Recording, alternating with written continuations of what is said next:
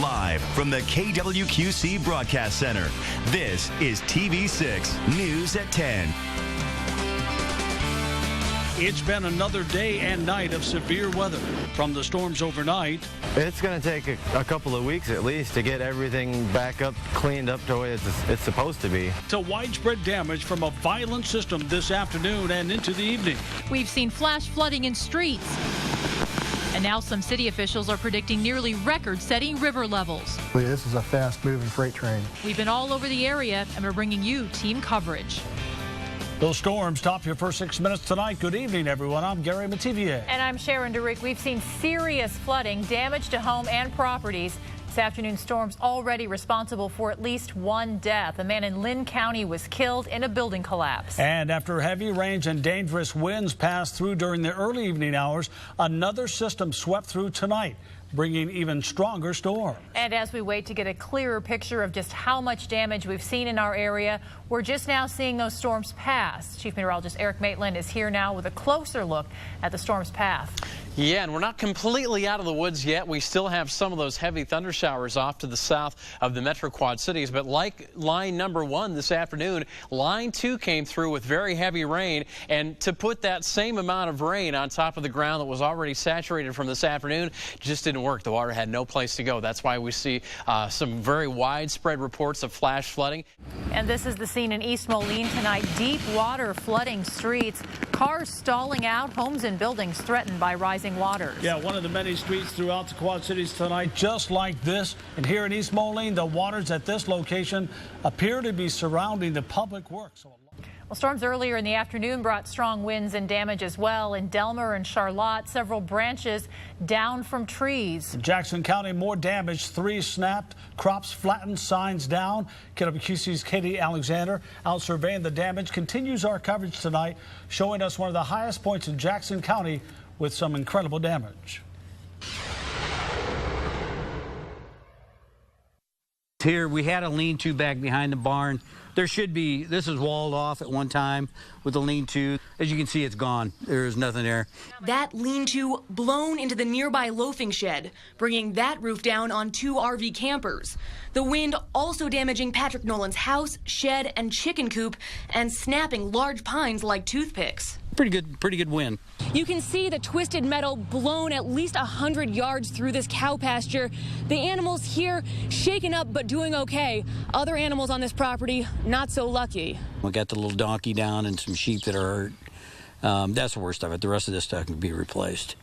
Nolan says it's still too early to have any sort of damage estimate.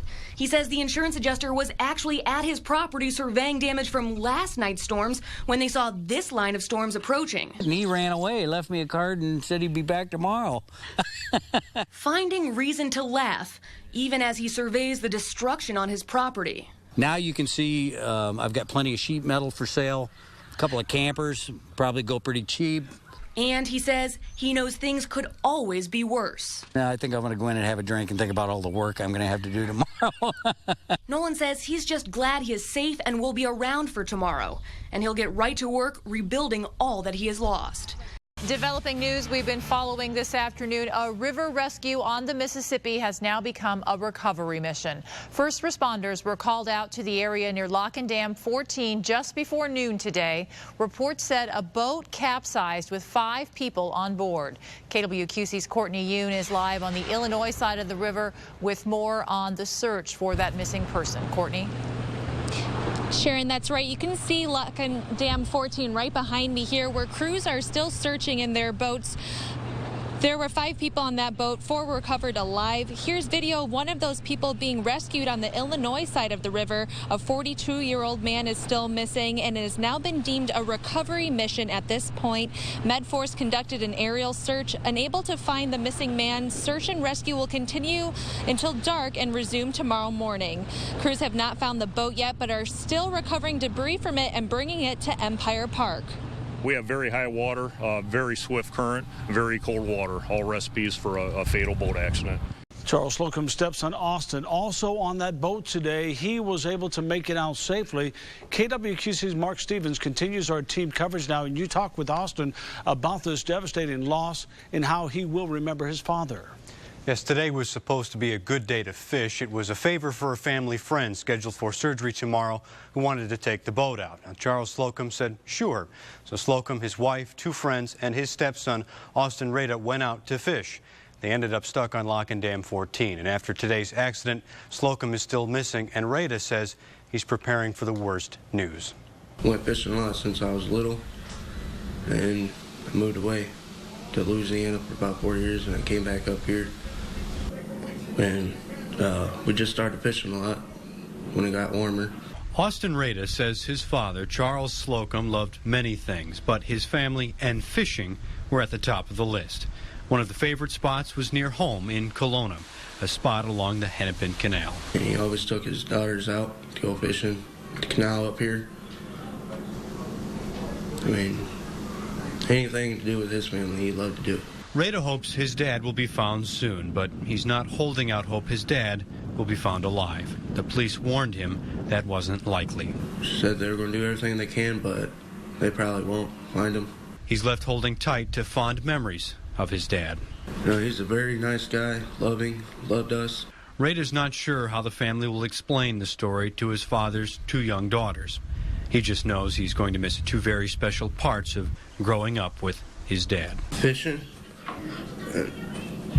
He was always there for me. In Kelowna, Mark Stevens, KWQC, TV6 News.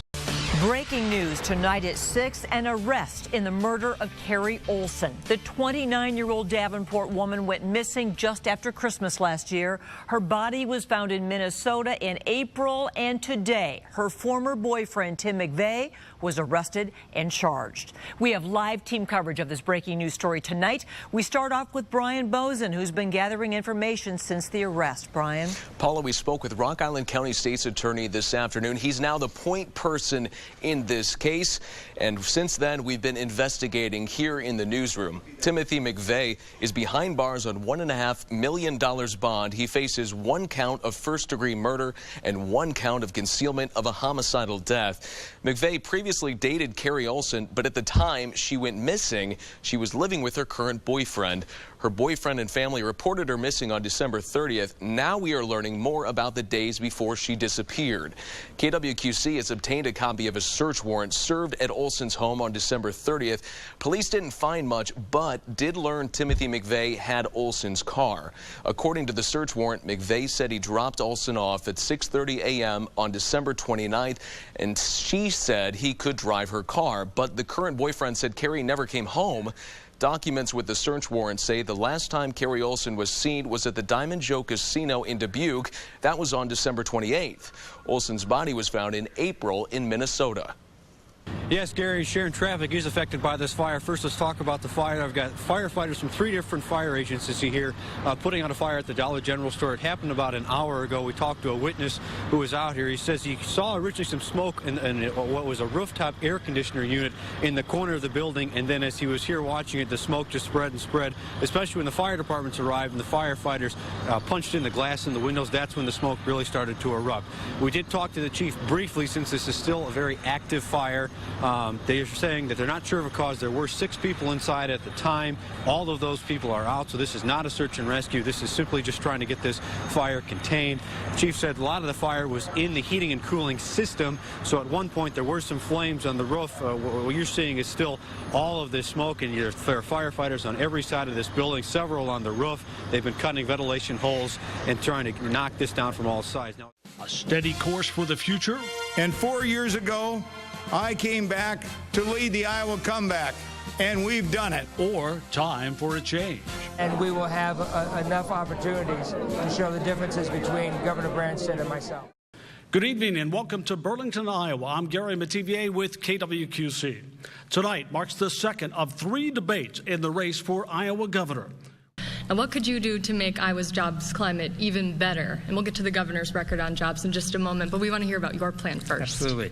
Well, we're very fortunate in this state, as in every state, to have a recovery after the devastating 2008-2009 recession. And every state is increasing their employment record. We're glad that Iowa has the most jobs it's ever had before. but so do all the other states in this country. And unemployment is going low, and that's as well an accomplishment for all of us. 45-second for rebuttal. Well, first of all, obviously my opponent doesn't know what's going on in Illinois because they have the second highest unemployment in the nation. Well, Iowa's unemployment rate has dropped by nearly 30%, and here in southeast Iowa by nearly 40%. Illinois is mired in debt and has the second highest unemployment in the nation. This bill would provide real tough penalties. You have to admit you broke the law, go to the back of the line. We need to pass immigration reform now. Senator, would you like to respond to that? Thank you, Ron. Yes, this is an easy issue that should have been resolved a number of years ago. We have a porous border with people crossing as they wish. We should have secured this border long ago. And then second, we need to enforce the laws that exist on the books right now. Decision 2014 and the road to Capitol Hill starts right now. And welcome to the Galvin Performing Arts Center on the campus of St. Ambrose University in Davenport, Iowa. The second congressional debate is brought to you by Kwqc, the Quad City Times, and hosted by St. Ambrose. On center stage, Democrat candidate Dave Loebsack and Republican Marinette Miller Meeks. We are taking a unique approach in this debate. Instead of hard and strict time guidelines, we have in-depth conversations with our team of panelists. Local sheriff under investigation.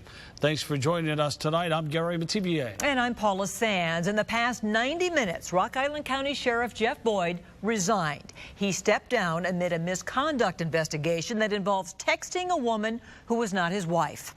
KWQC's Mark Stevens was at the news conference and joins us live now from Rock Island. Mark?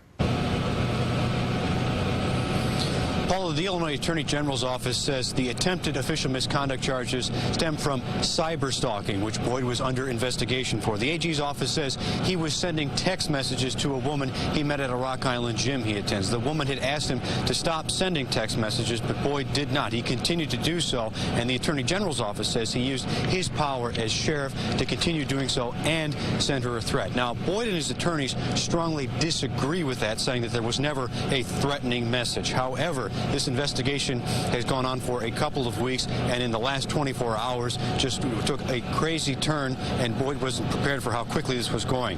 So today, he met with Chief Judge Jeffrey O'Connor to plead guilty to the attempted official misconduct charges. He says the reason he did that, even though he feels what he did was not a crime, was so that he could protect his family from a long, drawn-out court process, as well as protect the integrity of the Rock Island County Sheriff's Department. Fought this and go to trial, we're looking at anywhere from 8 to 9 months, potentially. We're looking upwards of 6 figures in cost. And we're looking at this office being brought backwards every single day I'm on trial. And the citizens of Rock Island County didn't elect me to do that. They didn't elect me to do that. Here we go. And we are off. The howitzer has blasted the starting gun. Joe Svat, who lives in Mammoth Lakes, California, ended up drifting back to 11th place at Boston. And they're all taking their keys off of Meb Keflezighi. Not surprising, but it's going to be Sean Quigley, the 40th anniversary Big 7 champion. Well, for the 20th time in the 44-year history of the John Deere Classic, the tournament has a first-time winner. That's Brian Harmon held off former JDC champ Zach Johnson by 1 stroke to claim his first PGA Tour victory. And Harmon could even afford a bogey on the last hole. He played it very safe and wisely so. And when he taps in for this par, well, it's Brian Harmon, the 2014 John Deere Classic champion. I've been putting so much pressure on myself to try to get this done, and it was almost like I had to let it go and just be like, you know what, I'm just going to go play golf and see what happens, and it worked out this week. We are live at the Secure Shred event here at KWQC. If you just take a look at our driveway right now, you can see it's becoming pretty popular today. It's a beautiful day to be out here. We've got cars lining up. We've got Davenport Police directing traffic right now. Really only going to take you a few minutes, though. Despite the line that you're seeing, only takes you a few minutes to drive up the driveway, drop off your documents, and you'll be on your way within a couple of minutes. Now, we've got Chris here from Cintas to tell us a little bit about why it's so important, why people are coming out here to do this today. Well, identity theft is on the rise. Anything you can do to protect your credit rating, your identity, take every advantage you can. This is a free service. We're here all day.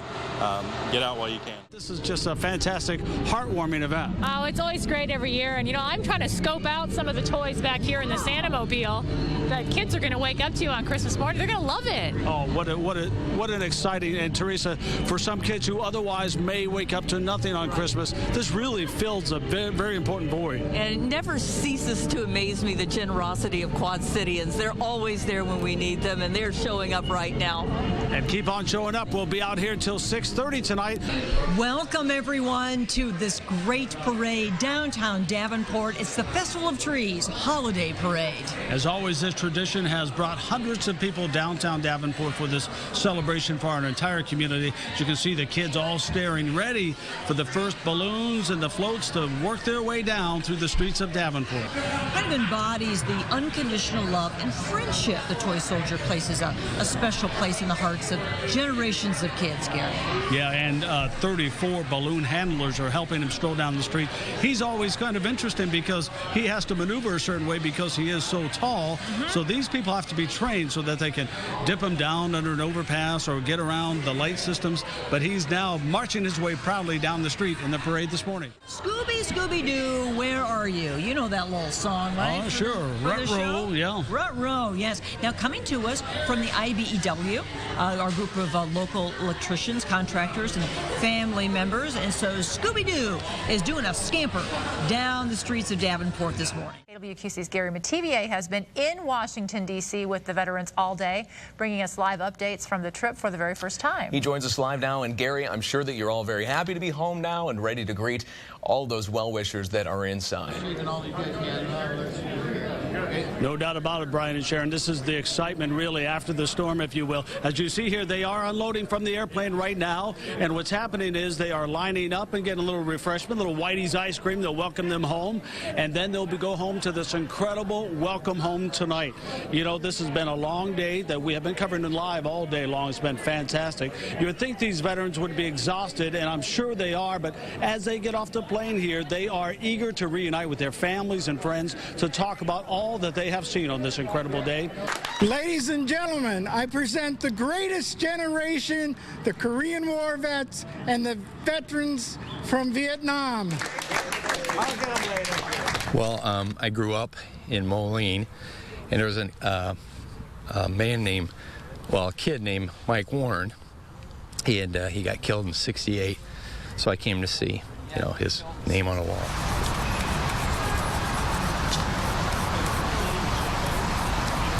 Oh, you bring tears to my eyes. I think it's one of the most marvelous things that anybody has ever done.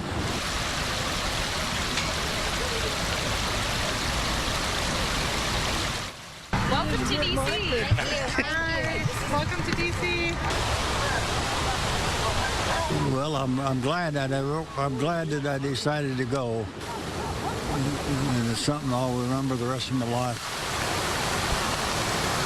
Our country is free because of you. I'm just honored to be here. Really, these guys before us, the Vietnam, Korean, everybody who served in the military, DC's a great place to have them and bring them here. And the ones that haven't been to it, the honor flight gives them that opportunity. 2014 was a year full of amazing stories. 200 acres. Harvesting work that could have taken days will now turn into hours. To have everyone here today helping us, he would have hated being the center of attention, but he would have loved every minute of it. It's rural Iowa at its best. Bringing both sides of the river together to make this place we call our home. From the hard times, Timothy McVeigh's first court appearance was today, just one day after his arrest. Family and friends of Carrie Olson were all in the courtroom today, ready to find closure. To the good.